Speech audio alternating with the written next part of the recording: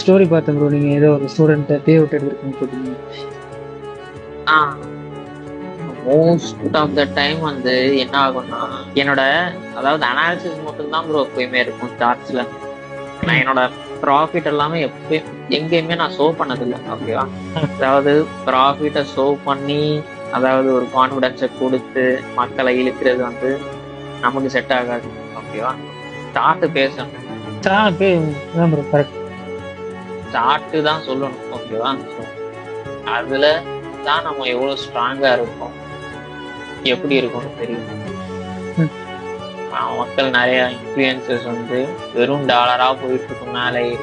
$1500 $2000 எல்லாமே பாசிபிள் தான். பட் வந்து அப்படி மக்களை கவர்ந்து இழுக்கிறது வந்து அதாவது எப்படி சொல்றது, மினிமம் இந்த குவாலிட்டியான டைம் ஸ்பெண்ட் பண்ணணும். ஓகேவா? ஸோ கிரீடினஸோட உள்ள இறங்கி இவ்வளோ ப்ராஃபிட் பண்ண முடியுமான்னு இறங்கினா அது வந்து அவங்க அந்த மைண்ட் செட்டுக்கு வந்து செட் ஆகாது மார்க்கெட்டு. ஓகேவா?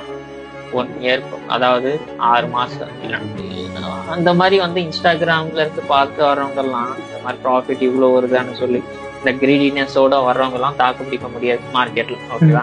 2 மாசம் பார்ப்பாங்க, அவங்களோட மைண்ட் செட்டு ப்ராஃபிட் பண்ணணும், சீக்கிரமா ப்ராஃபிட் பண்ணணும்னு வருவாங்க. பட் வந்து இது கண்டிப்பா அந்த டைம்குள்ள 2-3 மாசத்துக்குள்ள கண்டிப்பா முடியவே முடியாது. மினிமம் 6 மாசம், 1 வருஷம் கூட, அது டிபெண்ட்ஸ் அப்பான் அவங்களோட லேர்னிங்ஸ். ஓகேவா? கண்டிப்பா டைம் ஆகும். எப்பயுமே அதான் பிஃபோர் அண்ட் ஆஃப்டர் தட் இதான் பேசணும். ஓகேவா? அதான் ரொம்ப முக்கியம்.